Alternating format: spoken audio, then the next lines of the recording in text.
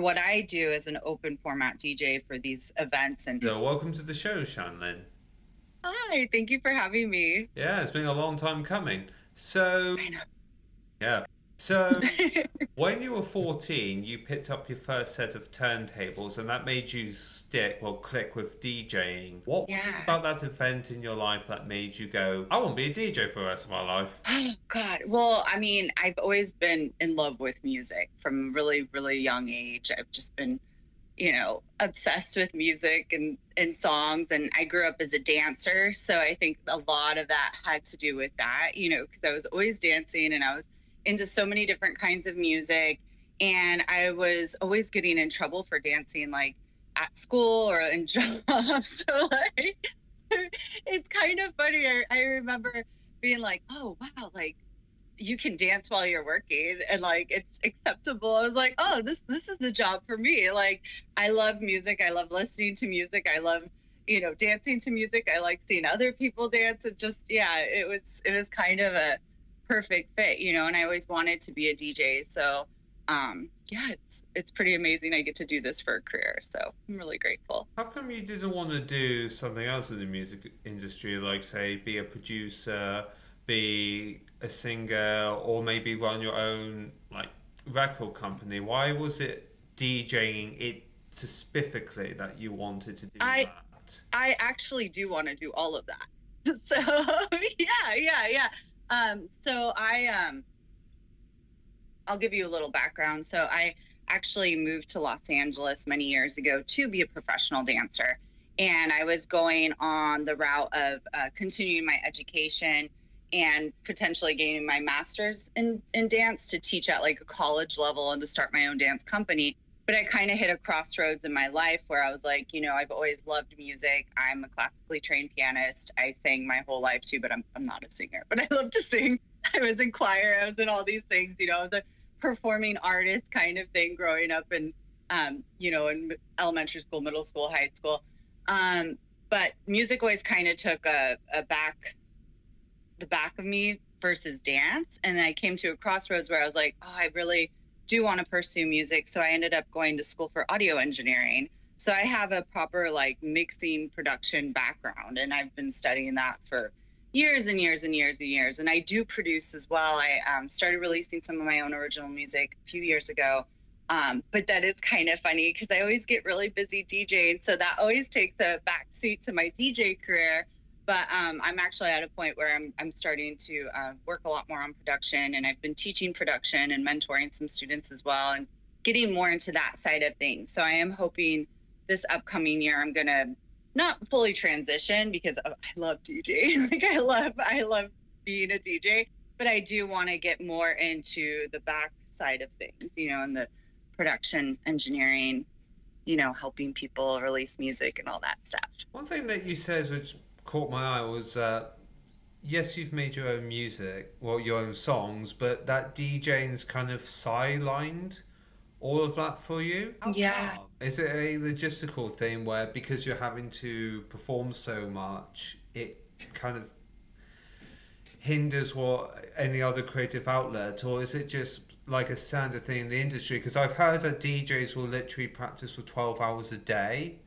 Is it something Hmm. like, is it a combination of the two, or is it one or the other, or is there an element which I'm just completely missing in this equation? You you know what a lot of it has to do with is like people think, oh, you're just a DJ, you just show up to gigs, like that's all you do. And it's like, no, no, no, no, no. This is like a full-blown business I'm running. So to stay on top of, I work with agents, but even just my agents being like, are you available for these dates? And me having all the logistical business side of things, replying to clients, prepping my sets for clients, meetings with clients. Um, that kind of stuff, social media. It's like all of a sudden you think you're supposed to wear one hat and you have to wear like 10 hats to run a business. So this is a full-blown business. Like I am a small business as a DJ. So doing all of that, and then yeah, you're right, like you get kind of tired from that. So it's like your days off, you're a little bit drained, and it is hard to like, you know, focus on that side creativity, like, get your creative mind going, and just I think for me, it's like making the time and really like focusing on that and pursuing that, because also the kind of music that I produce is very different than the kind of music I work as a DJ. So I'm an open format DJ. So I play everything and anything, and I do specialize in a lot of chill out and electronica and lounge stuff as well. But the kind of music I personally like to make is like lo-fi house, deep house, and techno, like dark underground techno. So it's kind of the opposite of what I do as a DJ, So I need to like, it's almost like I'm about to launch a whole nother job by pursuing that side of things. So now I'll be running two businesses instead of one. So that's kind of why it just DJing takes up a lot of time, because it's like running a full-time business. Would you describe it as an early stage entrepreneurship in that sense? Because you're saying about you're wearing loads of hats. It's not just a DJ, but you got the marketing, the social media side of things, applying to clients, working with agents. It honestly sounds like something Ben Francis, the CEO of Gymshark, said on his episode, where his appearance on Diary of the CEO, where he said in the early days you're basically wearing all the hats. It sounds exactly like that for you. Totally. That's exactly it.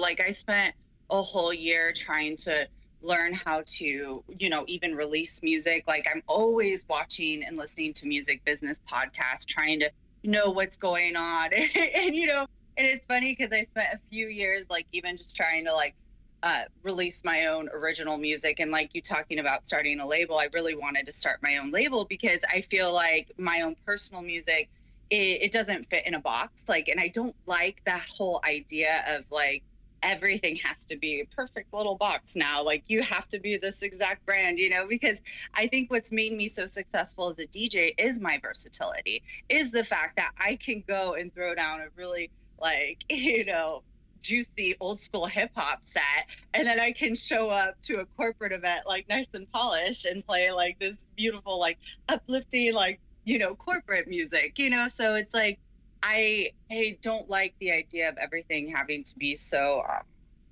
in a box. So I did want to start my own record label. And the more I realized is the more you learn, the more you realize you can't do all this stuff on your own. And sometimes I'm like, oh gosh, I kind of wish I wouldn't have put all that time into trying to learn how to release my own music, and I should have been making music instead. So it's kind of, yeah, like in this, like these levels of entrepreneurship, you kind of realize you do have to learn how to create a team around you to start helping you with all of that kind of stuff. Sounds like you've had to be a bit of a chameleon in that regard, where one minute you've learned how to make your own music, the next minute you're performing a track at one of your clients' events, another time you're maybe having to do a bit of both. Yeah. Yeah, I get the versatility. Exactly. Side. Yeah. And the productions really helped me with DJing, because that's another thing I didn't mention is I make a lot of my own DJ edits too. So when I am out playing, it's like, oh gosh, like,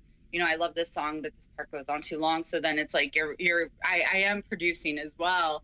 And I have been with DJing, but it's all that stuff's all unreleased because it's all for my own personal use, because it's, I can't release other people's music. It's just when I'm playing it out, It sounds like that's quite common in the music industry, where you'll get artists who they'll release, let's say one artist release 50 songs, but in the background or behind the scenes they've got 500 they've made, but and it's all ready to go. They've never released it. I think after I forget the exact number, but Michael Jackson, after he died, they went into his place and they found, I think maybe, I don't know the exact number. It was a few thousand or hundred songs they found. I was like, yeah, he had songs, but he never bothered releasing them. And how many did he release altogether? Like 30 something? Who, me? No, Michael Jackson. Jackson. Yeah, but that's my point. Is like it's quite common for musicians to have a backlog of unreleased stuff compared to what's actually been put out in the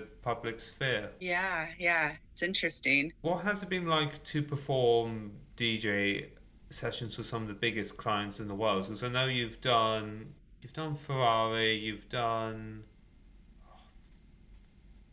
I've just slipped my head, but what's it like? Yeah, perfect timing, I know. But what's it like to perform for the biggest client, some of the biggest brands in the world? It's It's pretty amazing. It's funny because when I first started getting bigger and bigger and bigger gigs, I used to get so nervous. Like I would be like, because you know, people's tastes are also different, and you walk into it's funny when I first started, it's like you would have like a clear idea of what you were going to play, but then you walk into the room and you feel the energy and and you're like, oh, I gotta transition and go into this whole different kind of playlist that I wasn't planning on playing because the energy is different in the room, or like it's just a different vibe. Um, but what I realized is, you you I have so much music and I have to trust that I know what I'm doing and that like, I've been doing this for so long and you kind of trust your intuition and you just go in there and you be as prepared as possible. That's a big thing too, is like I used to get so nervous, but I'm like, as long as I come in super, super prepared and ready for this and then do my best, that's all I can do. And it's been really fun since then because it's always like you get thrown these curveballs, but that's what makes it exciting, and I think that goes back to me being a dancer and being in the arts my whole life. It's like, sometimes things go wrong, but it's like how you transition and how you do that. The show must go on always, So it's like, and it's almost like a puzzle with music because I'm like, oh, okay, like where are we going to go with this, like what is this journey going to be for this event, and I love it, and I love a lot of old music too, so a lot of I play a lot of classics at those events, but like cool remixes of it, and I always it's a lot of fun and it's really exciting. It's exciting to work with huge brands like that and get to be a part of an event like that. How do you end up working with big brands in then? Because do they contact the agent? Do they contact you directly, or is it through like a referral? Because I'm just curious, because I've seen other people who've worked for big brands. I'm thinking, and I've always thought, how does that work? Because yeah, It's a little bit of both. It's interesting. So I work with agents. So I have quite a few agents and some talent buyers as well. So some of those people have just found me online, and I'm like, how are these people finding me? Like people from the East Coast. Like I'm like, how did you find me? I don't really know. Like I'm like, this is really interesting. So sometimes it's that, sometimes it's referrals. A lot of times it's with my agents. Like they'll get the brand reaches out to the agency, and usually it's not even the brand, it's an event company that is throwing the event for the brand. So it's like an event production company gets the brand as a client, and then the event production company reaches out to the agents and was like, we need someone who can play this and this, and then they pitch a few different people and they're like, oh, we will go with her. So that's kind of how it is, but sometimes I get like a random DM on Instagram or like, so it kind of it's a little bit of both ways. I suppose it keeps you on your toes as well, because I think I think it'd be fair to say it gets rid of the predictability. It's like, oh, this, I don't know. Let's say Ford comes to you one day and they say, oh, now they've gone through my agent, now it's gone through this.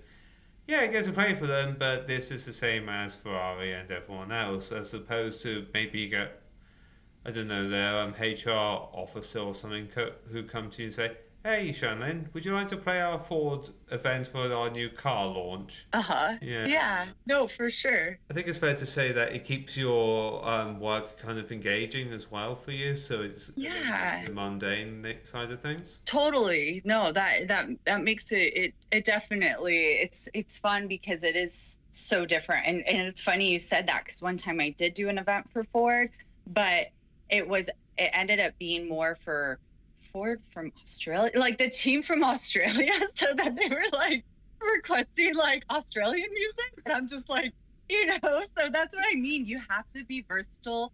Like, there's been events like, oh gosh, during the whole like live stream world and COVID, I did this live stream event and like I have somebody, it was a huge, huge company I was working with. I can't say who.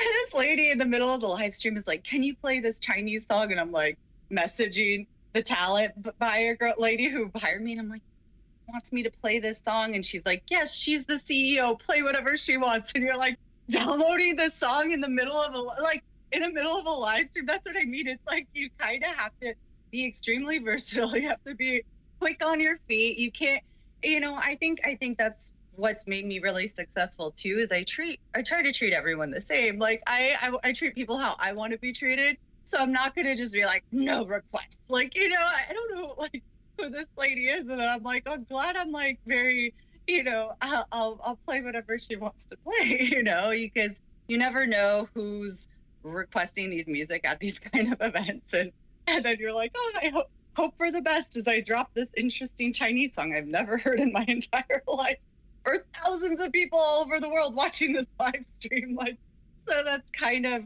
yeah, it keeps my life very interesting. I'll say that. The CEO of Twitch randomly requests, hey, can you put this Brazilian jazz music on, please? And you're there like, do we have it? Yeah, you pray for the internet connection to work and be able to download that and it's interesting. It's never a dull moment at these kind of events, because but on the flip side, sometimes these events are really cool and they'll give you like the list of what, the designer likes or what this, and then they give me a lot of, whatever I want to play. So I get to like play a lot of the stuff that I almost feel like sometimes I'm like a Spotify algorithm. Like they'll give me a few ideas and then I kind of run with it. And I'm like, ooh, they like this, I'll play this, and it's really fun, Spotify algorithm. Hey. Yeah. I'm like a kind of like a robot in a weird way.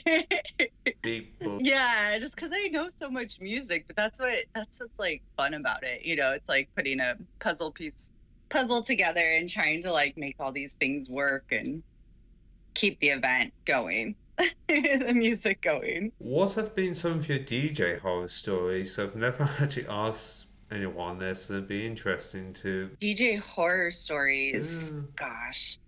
One time I was on an event at a very particularly haunted hotel.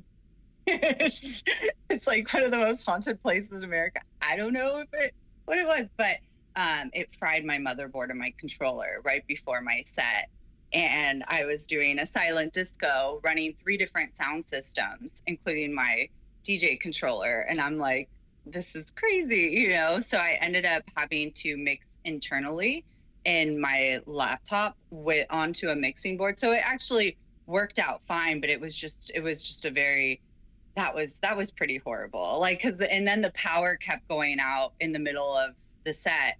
So every time it happened, and this is a silent disco, so people are listening to different music on different places. And I'm like, this is, every time the power would go off, I had to restart all 3 sound systems and like get everything going. Because it's like not only am I DJing one thing, it's like I'm running through that. So that was kind of a hectic situation. It just got to my mind right now. It's like, and for this group, we're going to damn it, the power went out for the 5th time. Yeah, so I'm not saying it was the ghost, but I don't know. Like, it's a really old hotel, so maybe it was just old electricity and circuits. But that was really, really stressful. From that point on, now I bring 2 controllers, which is kind of insane to like bring 2 things, but like I'm too paranoid now. It's like you have to have these like levels of redundancy and like backups on backups just in case things like that happen. I mean, I worked it out, and luckily I'm tech savvy enough where I can make things work. I can figure out the show must go on always. Is that your motto? The show must go on, or is that just something you've taken from everyone else's physics? Because that's such a common phrase. The show must go on. They paid for this. Right? You just gotta do your best, But luckily, other than that, I haven't had too many horror stories. I mean, you deal with a lot of heavily intoxicated people, which can be really funny and entertaining, but luckily nothing really bad. What? Yeah. It's funny. I'm just trying. So the intoxicated people, I can try to picture that one. It's going, can you play what? Yeah. Okay, I'll just put JLS or someone like that on. Yeah, but But luckily, I had a background being a dancer my whole life. I used to work in the service industry. So I think that helped me a lot transitioning into DJing. And I think a lot of people who get into DJing don't also sometimes realize you are in a service related industry. You are working with people. You have to know how to handle people. And I think that's part of why I've been successful is like knowing how to handle those kind of situations too. You know what I mean? And those kind of people. What way did being a dancer in the service industry? I wasn't a dancer in the service Oh, industry. I'm saying I used to bartend and wait tables like while I was pursuing my dance career. So like I have years of bartending experience too. So dealing with intoxicated people, you kind of learn how to do that from working in a bar. So it's definitely helped me with DJing. what are some of the common misconceptions of a DJ? Because you said earlier where people will just say to you, "Oh, all you do is stand there and mix some tapes." But what are some of the other Yeah. misconceptions that people have of the industry? I would say a lot of people think our job is very easy. Like you said, it's like we just show up and play music, and we get to play whatever we want. I think that might be a big misconception. Yes, maybe if you were like a house DJ or like a straight techno DJ and people are coming to see that particular sound and just whatever you want to play. But for what I do as an open format DJ for these events, and you know, that is very much like you have to know all different kinds of music and you have to be able to work in people's like limitations of music. Like I have a venue right now I'm dealing with like a very strict like music window. And so it's like people don't understand that I don't get to just go up there and play whatever I want. And also as a DJ, even if I did have the option to go up there and play whatever I want, it is my responsibility to somewhat give the people what they want because that's what you're there for is to make the people happy, make the people dance. So it's not like I'm just going up there and playing whatever I want. I sometimes do have like limitations or guidelines of what I'm supposed to be playing, and it's a lot of work prepping for that kind of stuff. I mean, people expect you to know all the music of all time. Like, so it's like you're like, what? And my favorite thing is when someone comes up and they're like, can you play, they don't know the name of the song. They're like, blah, blah, blah. And I'm like, I have no idea what you're talking about. You know what I mean? And then there's always a time and a place like some DJs don't do requests. And like, obviously there's certain like venues or events where I'm not going to do requests, but other times like it is appropriate if you are hired by a huge client and they want to hear things like you do have to take requests and you do need to know that kind of music. So it's a lot more work. There's a lot more that goes on behind the scenes to be a professional DJ than I think people realize and understand.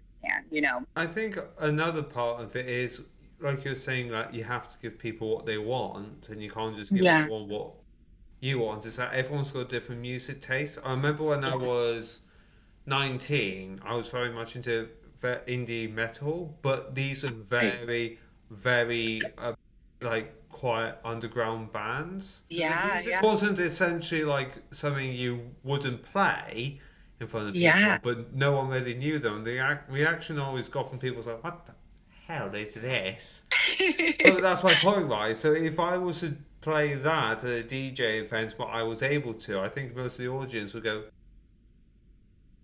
I paid 50 quid for this, to listen to Exactly. this. And then you've inevitably got the other genres. So you got soundtracks from my films, games, television. Some people are going to want that to be played. And I don't know. I can see why it can get a bit complicated, and then you've got to work within some guidelines. What are those guidelines, by the way? It changes for every event. That's something I didn't mention either. It's like if a company's going to hire me, like I kind of do the research behind the company or the people maybe running the company. Like there's things like that. So if like I have a new client, I'm like, oh, who is this client? And like I do a little bit of background on them. And then when I meet with the client, I also ask, you know, what is the demographic going to be like? That answers a lot of my questions, like the age range, like is it mostly men, is it mostly women? I mean, I've done like huge corporate events where it's like 90% men. And then I try to get as much information from, the event production team as possible. Like, oh, does there any kind of music that they want? That's the question. It's like, what kind of music do they want? Is there any favorite artist they love? And that's what I was saying, like joking about being like a robot algorithm. It's like, oh, they're really into this kind of music.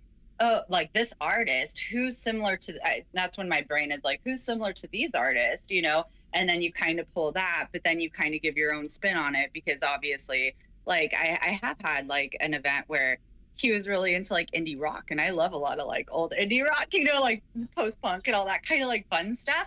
But then you're like, it's also a Great Gatsby theme. And like, so they wanted to be like this lounge, and I'm like, okay, so how do I make this work? And that's where the fun part of kind of the research comes in, is I'm like, find the coolest remixes, like find a really like, is there a vibey remix of this artist? Like, is that even possible? And sometimes it might not be. And sometimes I'll make a remix if I have time, or make a re-edit if I want to play it. So that's kind of where all of that background work that you're like, well, why are you so busy? It's like you're kind of preparing a lot of prep work for some of these events like that. And the guidelines vary from event to event, and sometimes there are no guidelines, and you just gotta like figure it out.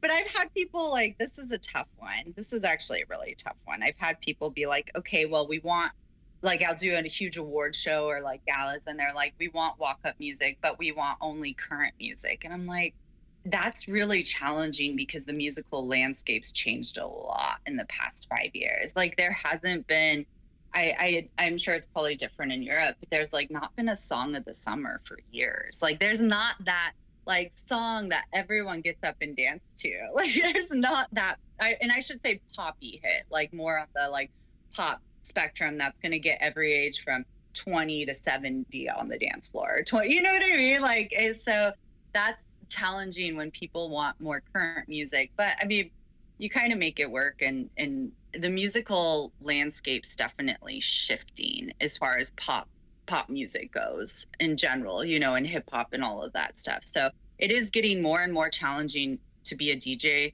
to appeal to all these audiences. And I think a lot of it has to do with streaming. Everyone's into their own niche. Like you said, like you love that kind of metal, that can be challenging, because like if someone's really into that and they're not exposed to everything, it's just, it's a little, we're in a shift, I feel like, musically. As you were saying about there having a song of the summer, I was trying to think, when was the last time a song really blew up? The only two that came to mind was Gangnam Style, but that's from like 2013. Yeah, that's my point. And the next, yeah, Exactly. and the next one was Frozen's Let It Go, like 2014. But beyond that, I'm thinking, uh, the only thing I can think of is like, you get YouTube Shorts and they got those tracks. Yeah, Hmm. but even then, those have gone out the window. Those were only a few years ago, and Well, yeah, us as DJs call it TikTok music. I get your point though. It's like there's nothing which I can't think of a song where people are grasping onto like the two I've given. It's not. Is I think the other issue is as well is that thanks to AI and all that, it's become so much easier to make your own music, and Hmm. on top of that, it's become a lot more easier to remix current music. There's a Hmm. not read it. Yeah, there's a book called Remix. A funny title, I know, but it basically my uni teacher said it basically talks about how everyone wants what they like, but Yeah. slightly different. So let's take I'm trying to think. Okay, I'll just take Michael Jackson Thriller. Like someone might want it classically, and then what the next minute they want it metal, and then rock, and then so on and so on. So it's the same thing, but basically a different flavor. So I think Hmm. so. I think you've also got. Would it be? Would you say it's fair to say that there's so many options out there and so many Yes. variations? It's made your work more challenging in the past 5 years. Yeah. Yes and no. I mean, it's kind of like, I have this interesting gig right now where the specific venue only wants music from the past 5 years. So I'm like, wow, this is like, like popular music in the past 5 years. And a lot of it's very like mellow, like it's mellow vibes. But there are these glimmers of different music too. So it's kind of interesting. It's I think it's a blessing and a curse. I feel like there's so much music for you to pull from now, you know, and I love that things have, I don't know how it is in the UK, but things have become a lot more global. I'm playing more Latin music now than I ever have in my life, which I'm originally from Texas and I was born in Austin, raised in San Antonio. So I have a pretty heavy Latin background because a lot of people don't realize, but San Antonio is like an extension of Mexico. Like I grew up with like mariachis and cumbia and like all of this Latin music, you know. But that's really been blowing up, and people, you know, it's interesting to see that. And then like Afro beats become huge, and Afro house is taken over. So so I like that. I like that aspect of it. As a DJ, it's kind of fun because like I said, whenever I'm constructing these sets, I'm trying to play a little bit for everyone. So I'll be like, ooh, what does this person want to hear? What does this person want to hear?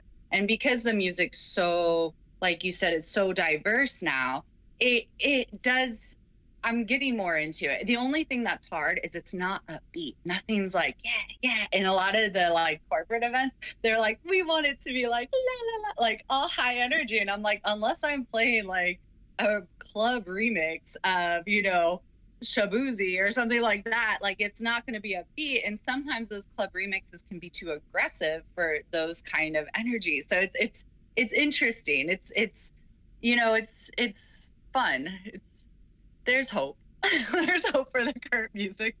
Like standing, I feel like I think like I don't know, but it is challenging. There's that not that one song that'll get everyone on the dance floor. That's the hard part, I would say. Okay, here's a question. If you could create that song, what would it be? If see, that's challenging though, because like you know, if I could create that song, and this is one of my goals in life, is to create a timeless song like that, you know, like Lady by Mojo, you know, or something like that kind of. But I love like that French touch kind of music with the like guitars and Nile Rodgers. Like I feel like that kind of music is timeless. That funky, like that kind of gets everyone going. So if I could create that song, which it is a lifetime goal to create a song like that that will live on past when I die, you know, and people will still be dancing to it 20 or 30 years ago. Like, you know, it's funny. I do play a lot of like house music that's like 20 or 30 years old, and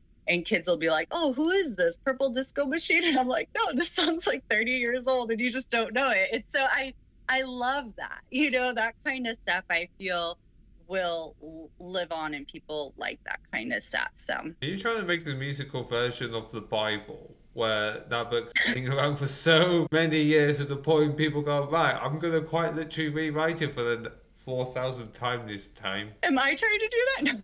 No. That seems too intense. I wanted to live on forever, so did the Bible, and no one shuts up about that. That's very true. No, I mean just like very timeless music like that. But also that music might not be the cup of tea for everybody. So I guess it's just, you know, music's so personal. So it's interesting. Yeah, also, music has this habit of making you feel a certain way and making you remember things, make you think things. One of my common things with music is I've never actually admitted this to anyone, but but I often go into like a fantasy world of some sort when I listen to music, and it to say it's intoxicating is a bit.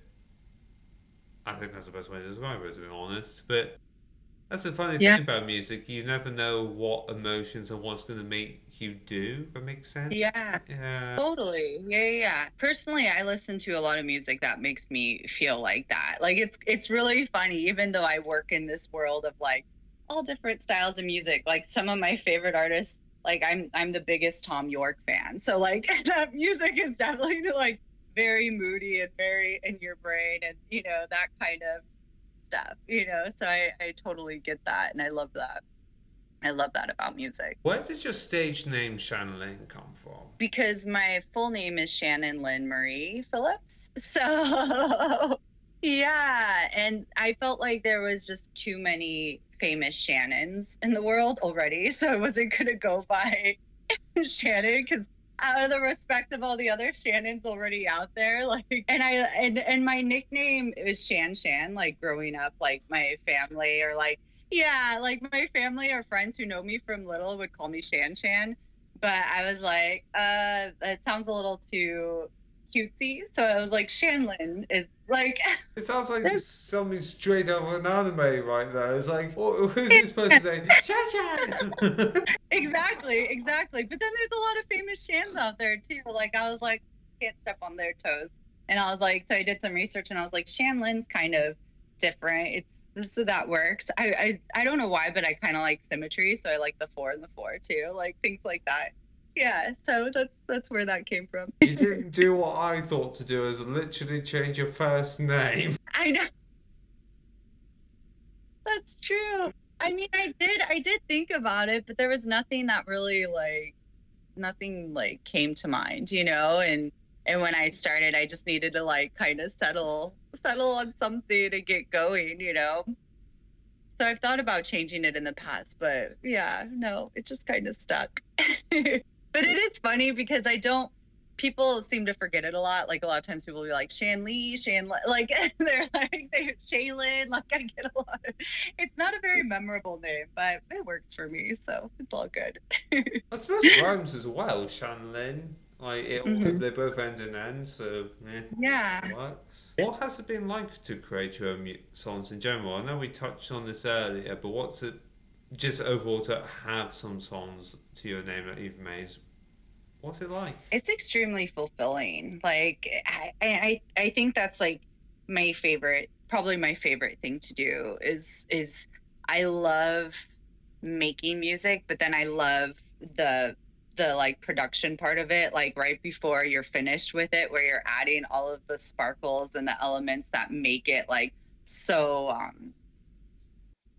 so unique or gives it like that touch, like all the like the icing on the cake. That's my favorite part of the music production process, is like coming up with a song and then seeing how all these parts fit together and then like adding all of those elements, which I also think translates me into being a good DJ, because I feel like I look for songs that have those kind of elements that I really like those fine touches, like, or those kind of remixes. Like I believe that if a song is well done, you don't have to be adding all these crazy effects to it because the effects are already built in, kind of thing. You know what I mean? The songs that I really, really love already have all those beautiful fine touches of moments of like, sustain and like silence and then builds and like that kind of stuff, gives it room to breathe. So I love making music. I'm excited to release a lot more, but it can be challenging too at times though. Like it's a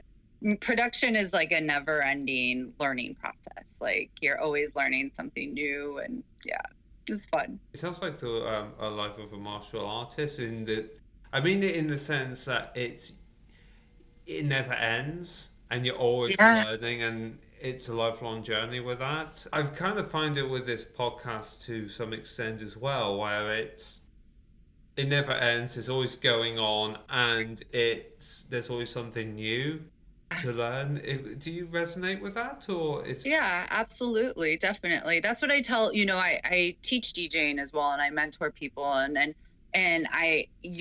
you need to always be learning. There's always something you can learn and grow on and like, expand your knowledge base and like your skill set. Like that's I guess I love that about production too. And I'm getting more into making music with analog equipment, which is like a whole other like learning experience too, because you have to learn all of the instruments and like it's a lot. It's challenging, but it also makes it fun and exciting because you connect with people who you really like look up to and you can learn from them, and it's amazing. The internet is just a wealth of information and what you can learn, from all kinds of people, different ways of doing things. It's pretty amazing. if you could restart your entire music career from scratch and start all over, what would you do differently and why?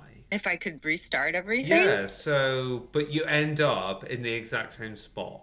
that's challenging because I kind of feel like I'm one of those people that I feel like everything happens for a reason. Like, and this has been, so I kind of don't like the idea of like changing anything because I wouldn't be the person, like everything I went through, I had to go through to get to where I'm at, you know?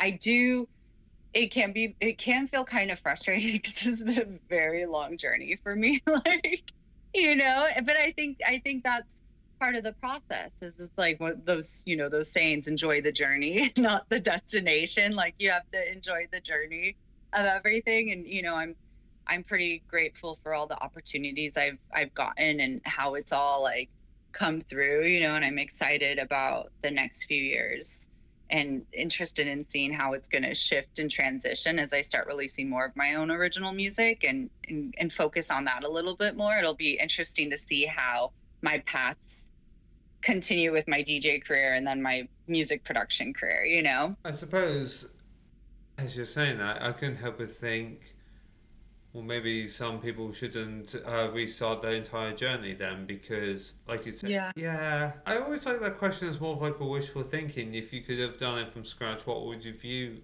done different? Maybe that resonates more with me than some other people. Well, I think too though, like what if I feel like sometimes with that stuff you have to like grow and expand as an artist because say I got a really big opportunity 10 years ago to pursue this one thing, like maybe I wasn't, you know, not mature enough, but like I didn't have enough world experience or I would have been taken advantage of. Like this industry is a very like the music industry is rough. Like you know, luckily I don't deal with bad people, but I've heard lots of horror stories. So it's like those kind of things too. You know what I mean? I think everything happens for a reason, and I think you know. I feel like with music, this will be a lifelong journey for me. You know, I think I'm gonna be producing until the day I die, and DJing until the day I'm gonna be the old lady DJ. You know, still like DJ. Like, you know, you just keep on going. So I think that's why that I don't like the idea of like restarting everything. I think I had to go through all of this and learn all of this to get to where I'm at. You mentioned about the music industry being quite rough and in some regards quite dark, and I want to ask about that because I've heard stories of Elvis Presley where before he died, they kept putting him on drugs. So just before he would perform, I forget what they put him on, but they put him on something. He performed. Yeah, They take him off, and before again he went to perform again. They put him on some more stuff. It was that constant cycle. totally. Yeah, but I hear, but then there's also some cutthroat, there's some backstabbing, and I know there's been Yeah. issues with Spotify's CEO Daniel Ek because I've mentioned this on the show before, where he says, "Well, music is cheap and free to make," and I thought, you arrogant tosser, because because I actually tried to do some music straight after university. Okay. Yeah, and that didn't really work out for me. But I know from my little brief stint of it, the words, but from my little brief go at it, I know, yeah, it's not free and cheap to make. I had to still buy the guitar I had. So, Right. yeah, but what way, other ways is the music industry quite dark? Even if you've avoided it, you must have known some people who've had to deal with it. Oh well, I think one thing like the fact is like I don't know the true statistic, but I think women make up less than 7% of the music industry. Hmm? So it's like yeah. So there's some crazy statistic that like women fall into a super small category. So you know, you get a lot of like sexism, that kind of stuff. But like I said, luckily like I've had really wonderful like mentors and teachers and support systems where I haven't really had to deal with a lot of that. But like you were saying about Elvis Presley, mental health I think is huge, and I think health in general is huge. Like I've dealt with some health issues over this past year. That's why I've like kind of been away from social media and stuff like that. But also like just respecting my own time and my own energy and knowing what I want and what I can do kind of like goes back to like what I was saying. If I would have gotten opportunities 10 years ago, maybe I would have like run myself into the ground because I would have, you know, taken every opportunity or like just, you know, whereas now more mature, and I'm like, no, I need to like take care of myself and my health first, because without that I wouldn't be able to do what I do. So it's like having those kind of like boundaries is really important. But yeah, I've heard horror stories. I mean, it's hard releasing music, like you said. It's hard, especially today. Like there's so many people releasing music, and the stupid algorithms. And my biggest pet peeve right now is these 2 3 minute songs. Like there's artists I love that if I'm listening on Spotify and all of a sudden I hear a 2 minute song and I'm getting into it and I'm like, oh, this song is the vibe, like I love this, I want to buy it, and then the song ends before it even like really develops, and I'm like, wait, what just happened? I'm like, I'm not gonna go buy a 2 minute song. Like this is like 1/4 of the song. Like I'm like, I want a 5 minute song, I want a 7 minute song, I want, I can't stand that part of it. So yeah, there's just so much noise out there. So it can be extremely discouraging for artists who are trying to release music now, because there's just so many people. And then yeah, it's very challenging. There's a lot of challenges in the music industry. Would you say that you have to enjoy what you do to survive in the music industry? Because I've found that with this podcast. I think if I genuinely didn't enjoy doing this, I would have stopped ages ago. Yeah. Because I think me and you have both picked creative endeavors, even though I would say I'm more entrepreneurial with it, and you've stated on your website that you've taken entrepreneur stance with your music. I would definitely say because of the creative and the logistical and all the challenges that come with it, you have to enjoy it to some degree. It's Absolutely. yeah, it's like because creative work in general is so complex and complicated, you have to enjoy it, because otherwise you're just gonna not want to carry on with it. I found that when Yeah. I tried to get into the games media, where I just didn't enjoy it to the point where I was like, yeah, can't be asked. But that kind of worked out in a weird way for me. But that's my yeah, because I think the issue is there's just I have the same problem like you said with the music, where there's so many people doing it. Now I've got the issue where there's so many people doing podcasts, and there's so many people who are doing podcasts as an extension to the main thing. Unlike what I'm doing, where I'm doing it as my main thing and everything else comes second. Yeah, yeah. I would say you absolutely have to love doing it. It's like definitely a labor of love. I mean, that's something else I didn't mention with DJing that a lot of people don't understand is you're working on holidays, you're working on Friday nights, you're working when everyone else is having fun, you know? So it is a job. Like I love what I do, but sometimes I joke that DJing's my day job. Like it is a job. Like I'm not I'm not there party. Like I'm there to do a job. Like, so there's a lot of sacrifice that goes on. I mean, this year I chose to work on Christmas and New Year's. Like I've never done that before, and it was actually amazing, and it was an amazing opportunity, and I loved every moment of it, but it was hard being away from my family. So you are sacrificing to pursue something that is very challenging, and production's a whole nother thing. It's like I've invested massive amounts of my own money in my education. So like the Spotify CEO saying that's like insane, because I just to be able to produce music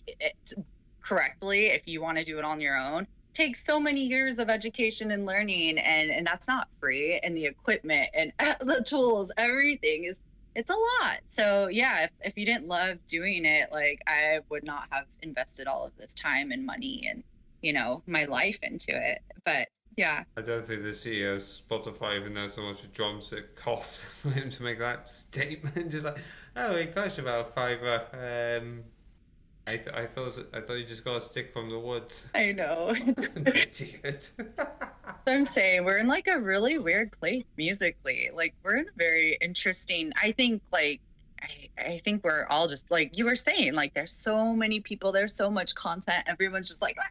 Like it's just there's so much. So it's like how do you stand out? How do you make a living doing these things? So you really do gotta love it, because it's hard. Everything's being creative is a hard journey, but also I think we're so blessed in the fact that we get to do something we really love to do. Like I never take it for granted, even if I'm having a bad day and I'm like DJing at a spot. And I always think that's what I love about my job too, is it's extremely fleeting. It's made me appreciate every moment because say I have a venue I love to play at, they could get a new manager who's like, cut the whole DJ program. And that could be my last time ever playing there. And I don't know that. And that's happened to me before. So it's like, you got to really enjoy every moment, every room, every, it's interesting. It's definitely a way of like living in the moment and then like enjoying that time because you just don't know when it's going to disappear. What advice would you give to anyone who wants to become a DJ but is afraid to take the first step? That's a good question. I would say do it. If you, I always tell people this. Like, I love people being like, I've always wanted a DJ, and I'm like, do it then. Like, today is an amazing time to get into it. Like when I got into it, I had like turntables and vinyl. Like everything was so much more expensive and challenging to get into it. Whereas now you can go buy $150 controller and start learning. And there's so many free online tutorials. And so I think any way to express yourself and to connect with music is amazing and it's a great like experience. So I would say go for it. If you want to do something, like life's too short. Just take the plunge. ShanLynn, everyone, where can people find you if they want to learn more about you or hire you for a session? Yeah. You can go on my website, shanlynn.com. It's ShanLynn.com. Or you can find me anywhere online. Just type in ShanLynn Music on all social media platforms. Yep. Thank you for watching this episode with ShanLynn. If you want to listen to some more musical insights, then I have the man behind the hit single The Weeknd, Michael Gray, right here to my left.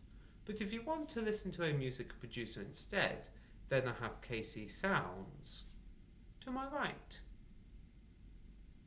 So which one is it going to be?